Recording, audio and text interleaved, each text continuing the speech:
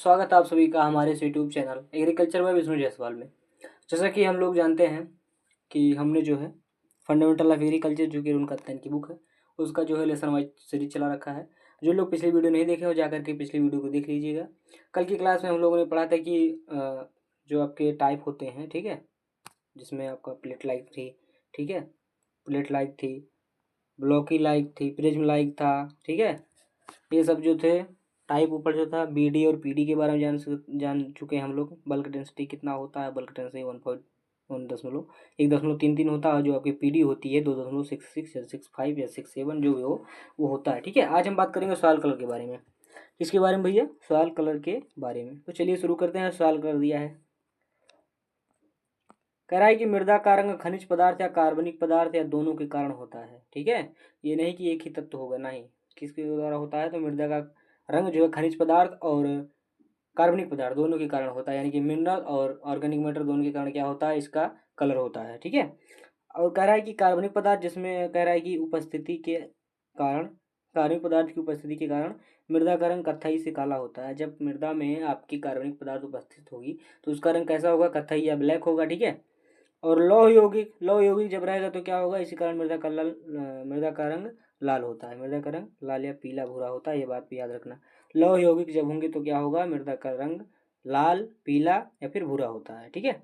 और silica, lime एवं अन्य लवण जब होंगे तो क्या होगा? इसका रंग सफ़ेद और धूसर होता है ना। लाइम और अन्य लवण होते हैं तो क्या होता है? मृदा का रंग सफ़ेद और धूसर होता है, ठीक है भैया। आगे बात करते हैं। आगे कह रहा है कि यह दर्शाती है कि लाल रंग क्या कहती है? यह दर्शाती है कि मृदा अपेक्षाकृत पुरानी और तीव्र ऋतु क्षरित, यानी बहुत जल्दी में दर्द हुई है, जैसे कि लेटराइट मिट्टी। और कह रहा है कि लाल रंग फेरिक ऑक्साइड के निर्जीकरण के कारण होता है। इसमें कुछ मात्रा में मैग्नीज डाइऑक्साइड अथवा हाइड्रेटेड आयरन ऑक्साइड की भी होती है। तो लाल रंग किस कारण होता है? लाल रंग होता है आपके फेरिक ऑक्साइड के कारण, ठीक है, जो कि लेटराइट मिट्टी में होता है। और जो मिट्टी का जो है कत्थई या काला रंग होता है वो कार्बनिक पदार्थ के कारण होता है। जो लौह यौगिक होते हैं, लौह यौगिक के कारण मिट्टी का रंग जो है लाल या पीला या भूरा होता है। और सिलिका, लाइम और अन्य लवण की उपस्थिति के कारण इसका रंग सफ़ेद होता है। ये बात याद रखना, ठीक है। ये कलर हो गई।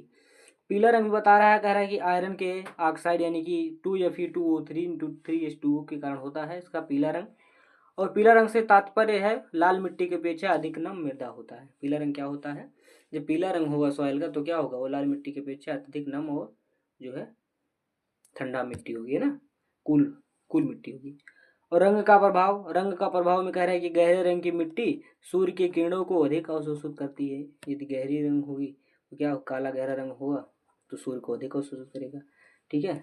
आगे बढ़ते हैं भैया। आगे दिया है कि परीक्षा हेतु विशेष नोट, परीक्षा हेतु विशेष नोट में बताया है। जैसे आप मुक्का मुनसेल सॉयल कलर चार्ट होगी, इसी के द्वारा हम जो है सॉयल का कलर जानते हैं। किसके द्वारा? मुनसेल सॉयल कलर चार्ट के द्वारा, या फिर मुनसेल कहेंगे।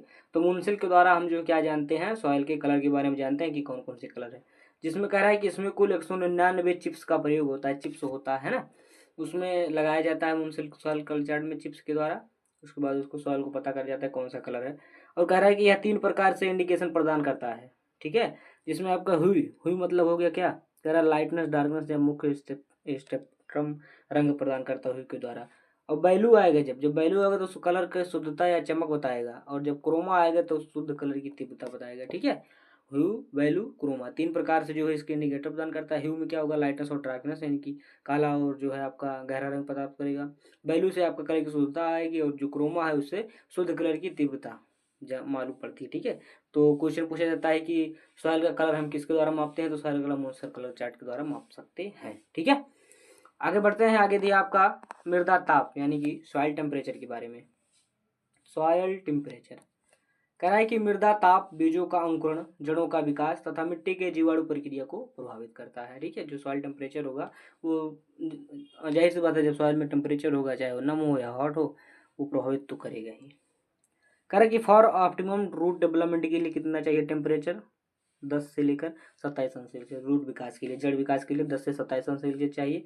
लेकिन और भी कह रहा है कि क्रॉप डेवलपमेंट के लिए 15 से 45 अंश सेल्सियस सही माना जाता है, ठीक है। जो सॉइल टेम्परेचर है वो रूट के लिए कितना है? यदि रूट का विकास होना है तो 10 से 27 अंश सेल्सियस की आवश्यकता होती है। लेकिन जब आपके पूरे क्रॉप की जो विकास होगी है तो वो 15 से लेकर 45 तक अंश सेल्सियस तक इसका ताप होना चाहिए, ठीक है। और आगे बढ़ते हैं तो कह रहा है कि विशिष्ट ऊष्मा यानी कि स्पेसिफिक हीट, यानी कि औसतन मृदा का स्पेसिफिक हीट कितना होना चाहिए, 0.20 या 20 कहिए, 0.20 से 0.23 होता है। ठीक है, क्वेश्चन पूछा था बिहार में कि औसतन जो है स्पेसिफिक हीट कितना होना चाहिए सॉइल का, तो 0.20 से 0.30 तक, 23 तक। ठीक है, और कह रहा है जबकि शुद्ध जल का एक होता है, शुद्ध जल का मान कितना होता है, एक होता है, और इसी जल की अपेक्षा मिट्टी क्या होती है, जल्दी गर्म और ठंड हो जाती है। जब जल का मान कितना हो, जल का मान ज़्यादा होगा, जल का मान ज़्यादा होगा तो जब जल नहीं होगा जल्दी से मिट्टी गर्म हो जाएगी, जल्द आ जाएगा, जब जल आ जाएगा तो क्या होगा, मिट्टी जल्दी से ठंड हो जाएगी ना। तो विशिष्ट ऊष्मा जो है स्पेसिफिक हीट जो है मुख्य भूमिका निभाती है किसी भी सॉइल की।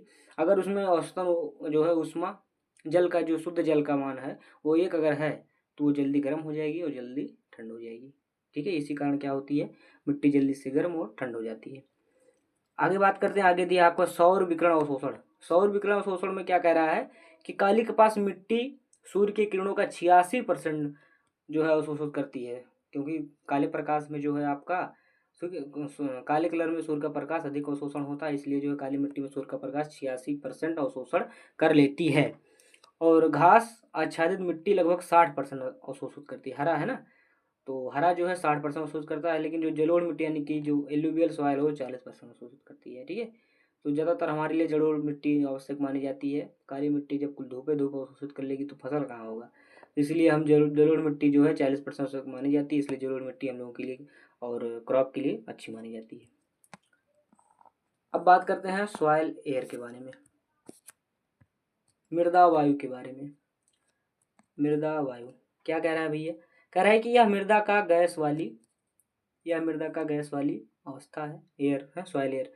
नमी युक्त मिट्टियों में हवा प्रभाव सॉरी नमी युक्त मिट्टियों में हवा प्रायः माइक्रोपोर्स में होती है, यानी कि जो रंध्र होते हैं, ठीक है, बड़े रंध्र होते हैं उसमें हवा होती है।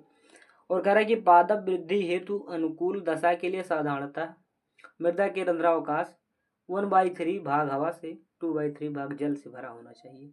ठीक है, अगर आप पादप की वृद्धि होनी है तो जो मृदा में रंध्रावकाश होते हैं, यानी कि जो खाली स्थान होते हैं, वह 1/3 हवा से और 2/3 भाग जल से भरा होना चाहिए। ये बातें कंफर्म होनी चाहिए। ठीक है, कितना परसेंट भाग हवा से, तो 1/3% भाग हवा से, और आपका 2/3 भाग जल से भरा होना चाहिए। ठीक है, और दिया है ऑक्सीजन डिफ्यूजन रेट यानी कि ओडीआर कितना होना चाहिए, तो ओडीआर कह रहा है कि जब ओडीआर 40×10⁻⁸ ग्राम प्रति सेंटीमीटर स्क्वायर प्रति मिनट से कम होता है तब पौधे की वृद्धि कम हो जाती है। यही जब ओडीआर 20×10⁻60 ग्राम प्रति सेंटीमीटर स्क्वायर मिनट हो जाती है तब पौधे के जड़ की वृद्धि रुक जाती है। ठीक है, ना इतना इतना भी नहीं होना चाहिए, ना इतना, दोनों नहीं होना चाहिए। ओडीआर का मापन जो है इक्वल में होना चाहिए, है ना।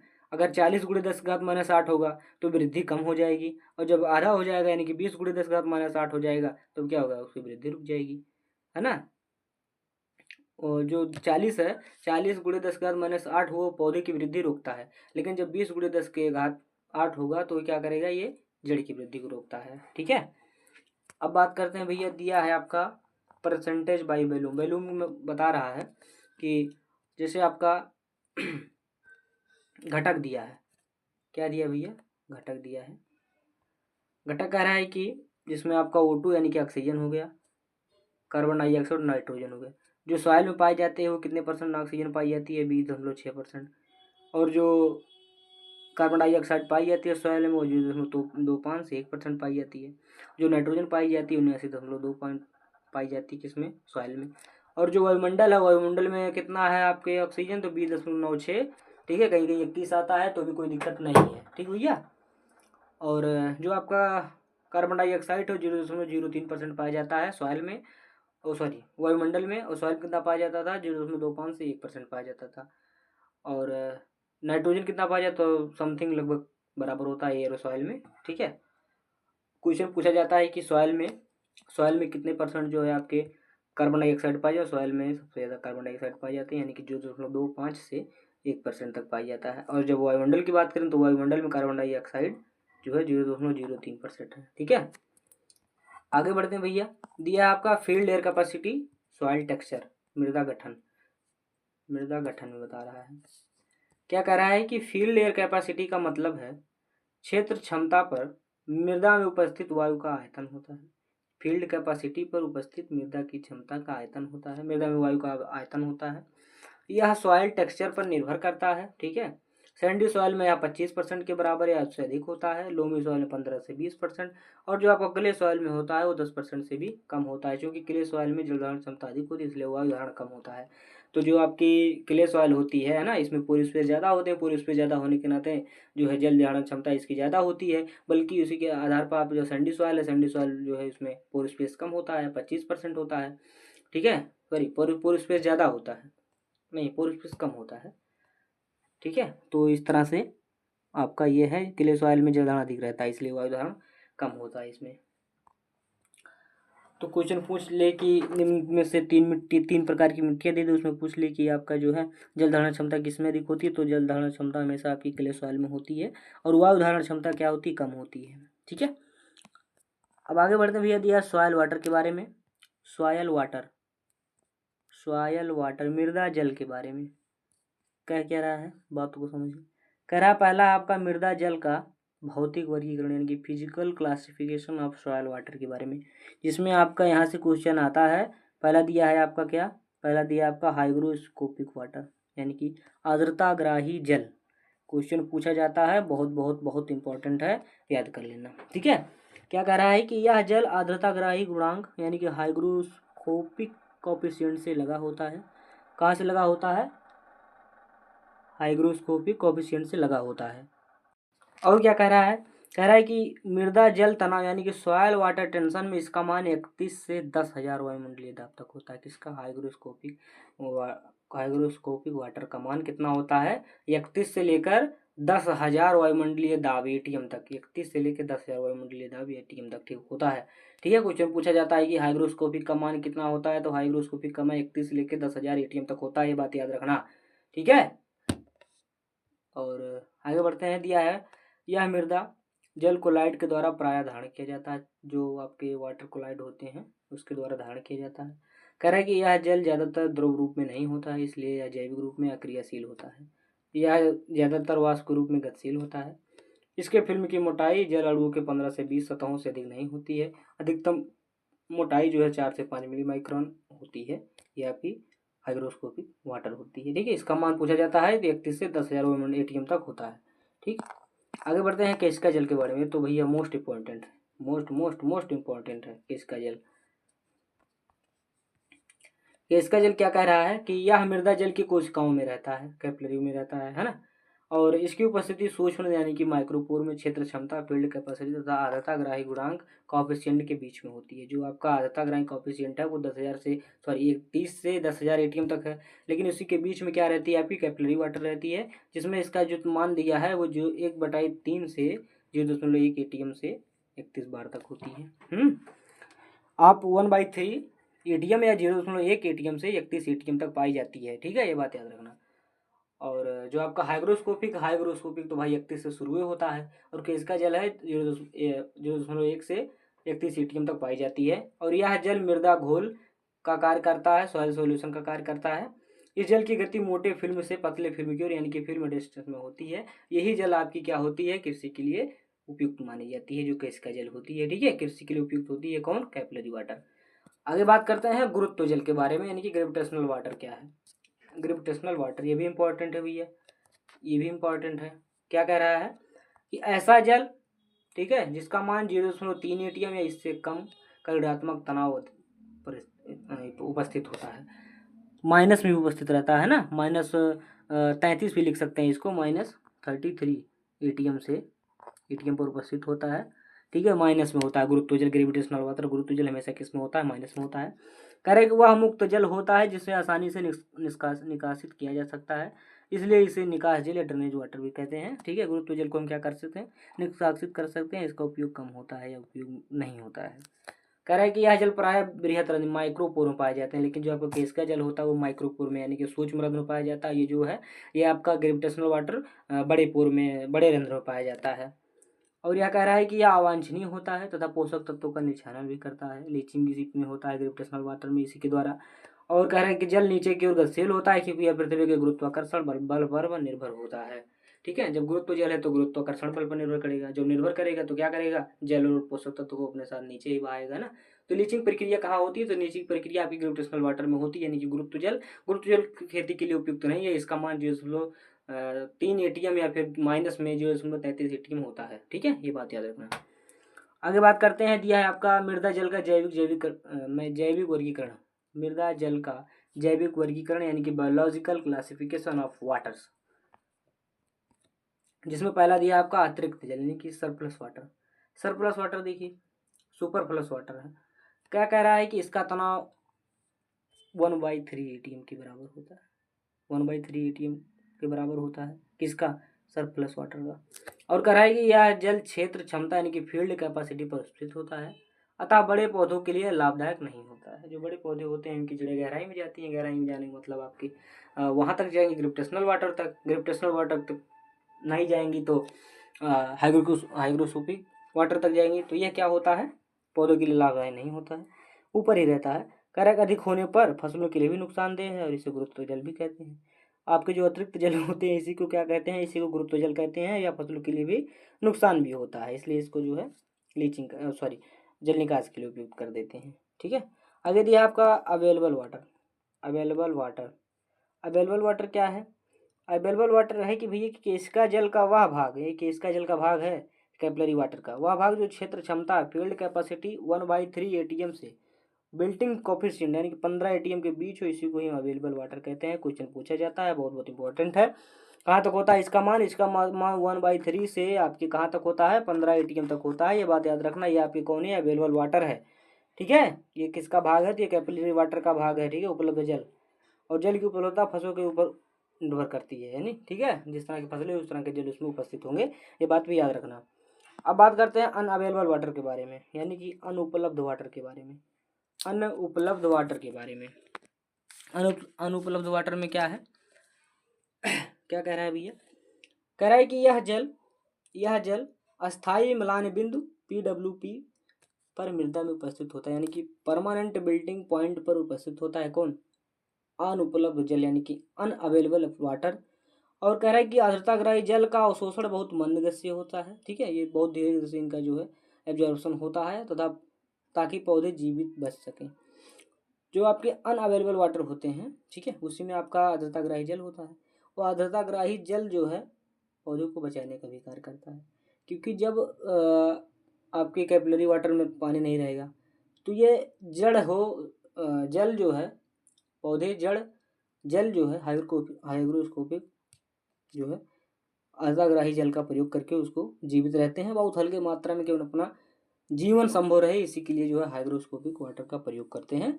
ठीक है, आगे बढ़ते हैं। तो दिया है आपका महत्वपूर्ण मृदा जल स्थिरांक, महत्वपूर्ण मृदा जल स्थिरांक, जिसमें आपका दिया है फील्ड कैपेसिटी। फील्ड कैपेसिटी में क्या कह रहा है, कह रहा है कि जब बड़े रहने यानी कि माइक्रोपोर्स का जल के द्वारा प्रतिस्थापित हो जाता है, लेकिन माइक्रोपोर अर्थात कैपिलरी पोर्स फिर भी जल से भरा रहता है, मृदा की ऐसी स्थिति फील्ड कैपेसिटी कहलाती है। ठीक है, और मैट्रिक तनाव कितना होता है, तो 0.1 से 0.3 एटीएम तक होता है। कि इसका जल का PF रेंज 6 से 4.2 तक होता है, और PF रेंज जो होता है उपलब्ध जल का PF रेंज यानी कि अवेलेबल वाटर का PF रेंज जो 2.54 से 4.2 होता है। और जब मृदा का जल PF 2.54 होता है तब पौधे की वृद्धि अनुकूलतम होती है। ठीक है, यह बात भी याद रखना। आगे बात करते हैं परमानेंट बिल्टिंग पॉइंट के बारे में। परमानेंट बिल्टिंग पॉइंट की खोज किसने की थी, तो आपके इसकी अवधारणा या खोज किसने की थी, तो इसने की थी ब्रिग्सन शांतज ने। ठीक है, ब्रिग्सन शांतज ने। ठीक है, और यह क्या कह रहा है कि PWP अधिकांश पौधों के लिए 15 एटीएम पर तनाव है, और इसका PF बिंदु 4.2 होता है। ठीक है, परमानेंट बिल्टिंग पॉइंट परसेंटेज का। ठीक है, आगे बात करते हैं हाइग्रोस्कोपिक कोएफिशिएंट के बारे में, यानी कि आर्द्रताग्राही गुणांक के बारे में। क्या रहा है भैया, कह रहा है कि माइक्रोपोर्स है ना, सूक्ष्म रंध्र से संपूर्ण जल के निकलने के उपरांत शेष जल मृदा कणों के सतह के चारों ओर वाष्प के रूप में रहता है, और जिसका तनाव 31 एटीएम होता है, और PF लगभग 6 होता है। इसका हाइग्रोस्कोपिक कोएफिशिएंट का। ठीक है, इसका जो है मान कितना होता है, मान होता है 31 एटीएम, और यह लगभग PF कितना होता है, यानी कि इसका 6.6 जीरो होता। पीएफ की खोज किसने की थी? पीएफ की खोज आपकी स्कोफील्ड नामक वैज्ञानिक ने खोज की थी, ठीक है। और पीएच की किसने की थी? पीएच की सोरेनसन ने की थी, ठीक है, सोरेनसन ने। अब आगे दिया है भैया मॉइस्चर इक्विवेलेंट। मॉइस्चर इक्विवेलेंट बहुत ज़्यादा नहीं आता है, लेकिन फिर भी देख लो। कह रहा है कि 30 मिनट के लिए गुरुत्व के 1000 गुणा सेंट्रीफ्यूगल फोर्स पर करने के बाद 1 सेंटीमीटर मोटाई वाले मृदा के पूर्व संतरित नमूना के द्वारा जल धारण का भार प्रतिशत मॉइस्चर इक्विवेलेंट कहलाता है। इसे ब्रिक्स व एमसी लैन ने 1907 ईस्वी में परिभाषित किया था। 1912 में ब्रिक्स और सांतन ने इसका उपयोग कर अप्रत्यक्ष यानी कि बिल्टिंग पॉइंट नापने के लिए किया था। किसने? जिसने आपकी किसकी खोज की थी? पीडब्ल्यूपी की। ब्रिक्स और सांतन ने 1912 ईस्वी में जो है नापने के लिए, बिल्टिंग पॉइंट को नापने के लिए इसका प्रयोग किया था, ठीक है। डब्ल्यूपी बराबर क्या होता है? तो डब्ल्यूपी बराबर होता है मॉइस्चर इक्विवेलेंट बटे 1.84। इसका मान होता है डब्ल्यूपी का 1.84 होता है, ठीक है। और इसमें कह रहा है कि 1.84 गुणांक को भी सभी तरह की मृदाओं के लिए प्रयुक्त नहीं किया जा सकता है। फील्ड कैपेसिटी पर उपलब्ध जल को मॉइस्चर इक्विवेलेंट का समझा जाता है। और यमी 1/3 से पीएफ लगभग 2.54 हो जाता है। ये बातें भी याद रखना। ये थी आपकी मॉइस्चर इक्विवेलेंट, जिसमें आपका दिया है अगला एमसीसी। एमसीसी उनसे नहीं आता है, ठीक है, ये फिर भी जान लो। एमसीसी का फुल फॉर्म होता है मैक्सिमम कैपिलरी कैपेसिटी होती है। और एमसीसी बराबर होता है वाटर होल्डिंग कैपेसिटी, यानी कि जहाँ पर वाटर का जो है होल्ड हो रहा है, और माइनस कर देंगे हाइग्रोस्कोपिक कोएफिशिएंट का, तो आपको एमसीसी आ जाएगी। ये बात याद रखना। अब water holding capacity, water holding यानी कि जो जल धारण क्षमता होती है, ठीक है, उससे माइनस करेंगे हाइग्रोस्कोपिक को, तो आपका क्या निकल आएगा? एमसीसी निकलेंगे, मैक्सिमम कैपिलरी कैपेसिटी निकल आएगा, ठीक है। तो भैया ये थी आपकी क्या, ये थी आपकी सॉइल कलर के बारे में, ठीक है। कौन कौन से जल होते हैं, कितना पर उपलब्ध होते हैं, क्वेश्चन यहाँ से पूछा जाता है। बहुत इंपॉर्टेंट चैप्टर है, याद रखना, ठीक है। और सॉइल कलर को किसमें मापा जाता है? सॉइल कलर को मुनसिल कलर चार्ट के द्वारा मापा जा सकता है। इसमें कितने चिप्स प्रयुक्त होते हैं? तो 199 चिप्स प्रयुक्त होते हैं। ये सुंडा और इक्यावन में नहीं लिखा होगा, हमने अपने आप से जोड़ कर दिया है, ठीक है, ये बात याद रखना। और ये 3 प्रकार के जो चिप्स होते हैं, 3 प्रकार के इंडिकेटर प्रदान करते हैं, जिसमें आपका ह्यू है, लाइटनेस देता है और डार्कनेस बताता है। वैल्यू क्या बताता है? वैल्यू कलर की शुद्धता और चमक बताती है, लेकिन आपका जो क्रोमा है वो शुद्ध कलर की तीव्रता बताता है। ये बातें भी याद रखना, ठीक है। तो भैया यहाँ तक आपकी कंप्लीट हुई सॉइल कलर के बारे में। मिलते हैं नेक्स्ट वीडियो में, तब तक के लिए आपको सभी को धन्यवाद। और हाँ, चैनल को जो नए हो सब्सक्राइब कर लेंगे, ठीक है। मिलते हैं नेक्स्ट वीडियो में, तब तक के लिए धन्यवाद।